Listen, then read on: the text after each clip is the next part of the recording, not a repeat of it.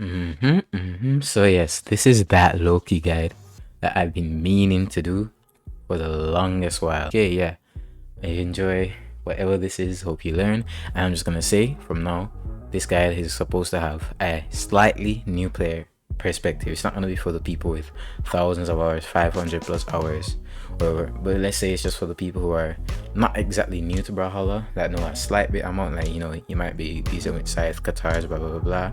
So I can just show you a few reads as someone, you guys can see the level,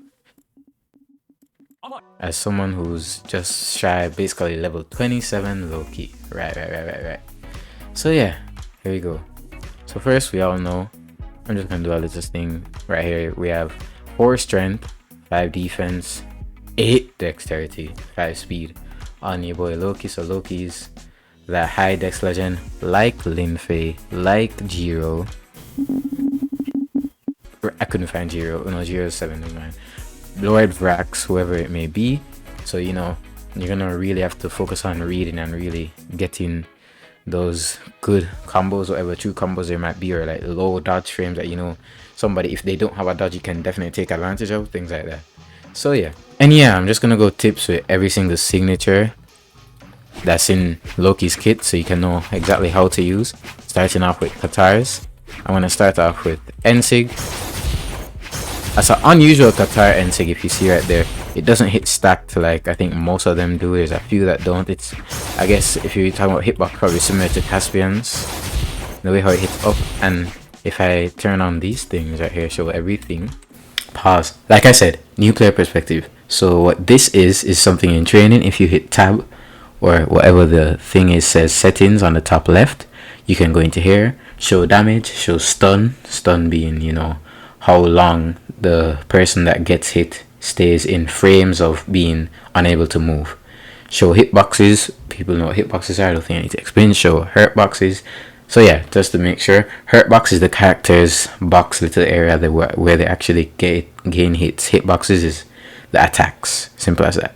And item spawning is just nothing much, but yeah, just making sure new players understand. If we look right here, hitbox, active, very active in the middle. Startup also has a nice hitbox right there, active. When you want to do now, if I can set the dodges right, I haven't done this in the longest while, bear with me guys. Neutral dodge, definitely gonna catch. When you do something like, you're gonna catch that. Didn't dodge, okay, let's wait again for the dodge. So you could do that as well if it's an up dodge. Just like that. Many things like that. It's a very simple sig.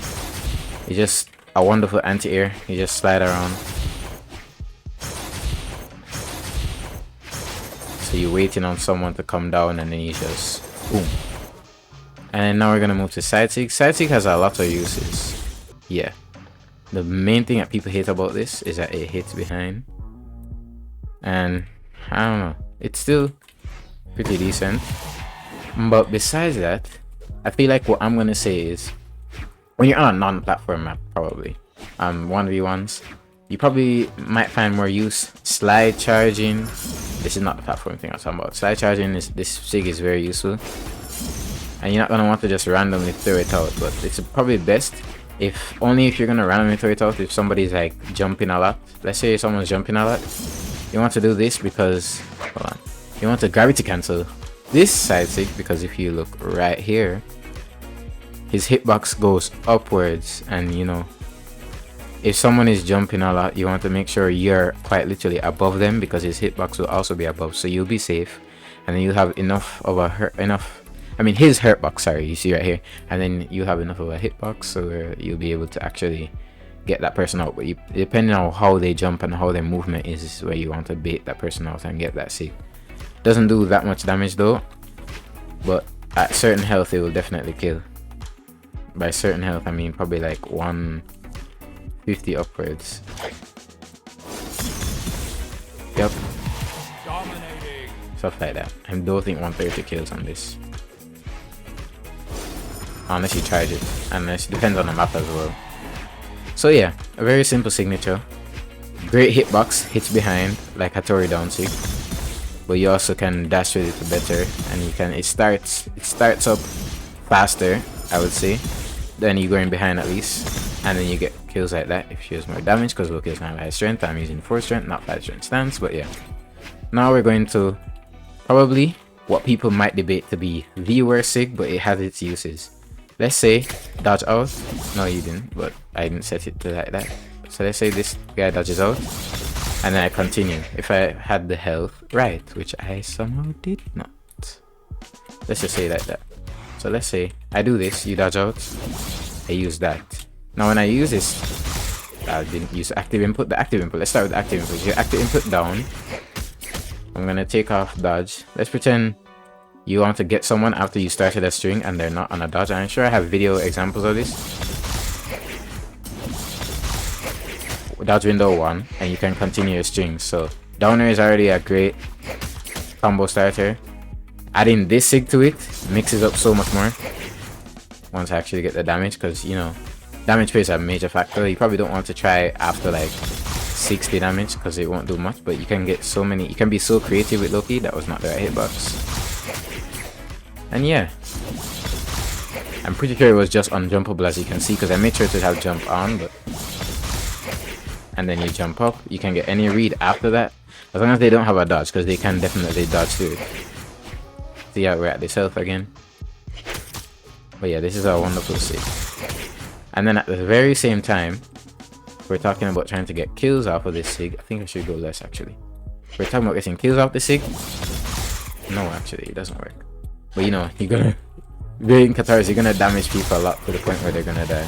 160 is decent, so yeah, stuff like that.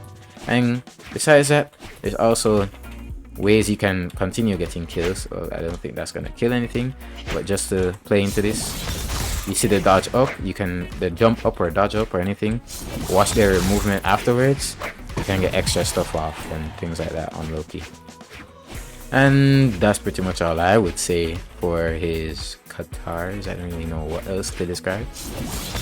You just want to make sure you can get good reads on stuff like that.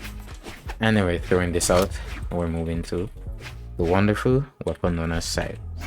You know, Scythe has a very important thing called the input, push forward and down light, you get things like that. When you're talking about Loki Sigs now, I'll start with, of course, N Sig. Upwards, if you hold upwards during the N Sig, you send that way. I didn't do it right. Regular, it will send downwards. The way you can use Loki N Sig, it's a very wonderful signature. If you check the dodge frames, if I don't do a jump reaction, we're just gonna look at the frames. But you can do it faster, I'm pretty sure. You can get one, yeah. You just have to be quick. And it also depends on health again, I'm pretty sure. But you can hit this one frame, so it's very similar to that. You can, once you get something off, I'm pretty sure it's similar with the downlights, non-heavy, the non-active input downlight. You can get nice reads. So just make sure they don't have a dodge, and they shouldn't be able to jump out if you're fast enough. That's all I'm gonna say. Yeah, could barely jump out. They were about to jump, didn't get the jump. It just brings them right back right after they jump.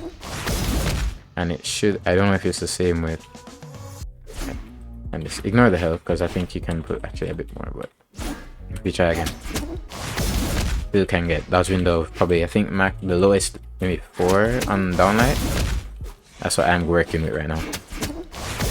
But yeah, and then if we talk about the N light, which is the other best option in my opinion to go for it, still catches jumps, but you can get this to 1 frame. So once you don't have a dodge, you are safe to do this and just kill. Okay, so I just want to note, everything you're seeing right here is not a true combo. True combos are what are undodgeable and unjumpable. These are very useful unjumpable when you know your opponent doesn't have a dodge. As you can see, the dodge window still is there, meaning they can dodge out of it if they have a dodge. But if they don't have a dodge, you're safe, and this is a wonderful combo to use. It's called a string, just for the new players, just so you know. I know advanced players may know this already, blah blah blah, but yeah, that's it. Continue. Now we move to the Scythe Sig.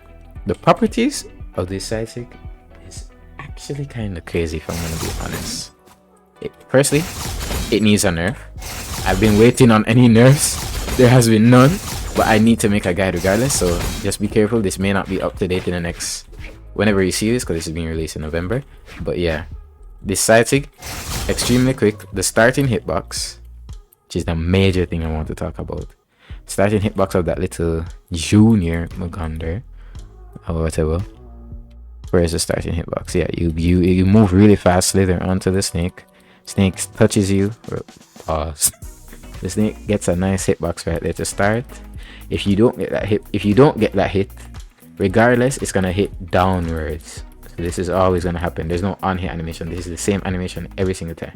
But that downwards hitbox, I would say this can still be used to edge guard if you do it right. If somebody's just about to jump up and you time that Scythe Sig perfectly, you're going to get a nice kill or get something off probably afterwards. But yeah, let me just finish there. If you do it right, just like that, that's exactly what I'm talking about. And that's one main thing I want to point out, the hitbox of the Scythe Sig. Ignore its speed, but we don't want people spamming it, because of course the people who don't know to actually play these weapons are gonna spam. Thief, they jumped a bit early, I might have gotten that off. And you always get the same exact animation, so you always know where, should always know where everything is gonna hit. Just a really nice way to move yourself forward, and because of Loki's dexterity, you still have enough recovery frames to work off of it. There's nothing really much else. You can try to get your best to read, because you can get stuff like that, so you can do your best. And then slide charging, which is also great to just get people off at the end. Or like, let's say you want to do a little scythe string, you bring them off stage. I didn't bring off stage. And then boom, let's say you're off stage right here. Nothing much to the Scythe Sig except that it's your usual Scythe Sig. It pushes you forward. Some might not, but this one does. Why did I take this? Alright, moving on to the last and by far the most broken signature. I'm gonna show again with the platforms, but this signature does not deserve a projectile. But you just have to know, let's say you have to know where you're coming out to, and you have to make sure you make best use of it. Once you're just in front of the person, you get this projectile out. It's a very safe option, and that actual stacked version also does a lot, as you can see right there. The hitbox, as I say, the hitboxes make up for the fact that it's Scythe Katars right here. Yep, quite an insane hitbox, the projectile. I don't think it was needed, but it does so much. That stack hit, the actual slash, and then the projectile comes out afterwards. Boom. Yep, crazy signatures, we know. So now that we're on a platform map, I can really show the usefulness of Loki. They have someone that's trying to recover above you. They're trying to, let's say, how can I do this quickly? No, I can't do that. That was it. Control mode bot. Let's say someone's trying to recover right here. Like, you as Loki, you know what you have to do. That was the wrong thing, but you know, if you do it right, you get right there. I think I chose the wrong map for this, but you can also, yeah, you know, you have to drive to cancel to get onto this one. But once you have enough for your top portal, as you can see in a second right here, wherever your top portal is about to come in, once it's above a platform, you either hold down or you just let go once you're about to come down, so that you can make sure you actually, as you can see, I let go right before I was about to finish leaving the platform, so that, you know, it's just a frame thing, so it can actually change its property to go onto the platform. And that's probably the most broken thing about Loki. Same right here. Obviously, even if I do it right here, I'm still gonna get, hold on, if I do it right here, I'm still gonna get on this platform. And that can just be really useful for some unexpected things to do on your opponent. And yeah, that's pretty much it for the Sigs. I don't really know what else to say, except that these signatures are great for the kit. And yeah, Loki is a great character. Wow, you want to make use of any Sig true combos, any useful ways of understanding the Sigs, getting reads off like that. Nothing much else I can really say. The active input on almost everything makes specifically Katars down Sig Scythe N Sig and technically Scythe down Sig, which is a more like a property kind of thing, with the sense of it is active input because you have to actively input the down light to go all the way down, or just let go. Once you press it once, it will go on this. Same right here. Yep, stuff like that. I'd say you want to make sure you always go strength stance so that you are even in every scenario. You know, it's better to have 5 everything and then 7 decks. You know, people don't like high decks, but once 5 in everything is where a lot of legends that have these kind of stats shine. 6, 6, 5, 5, Bold War.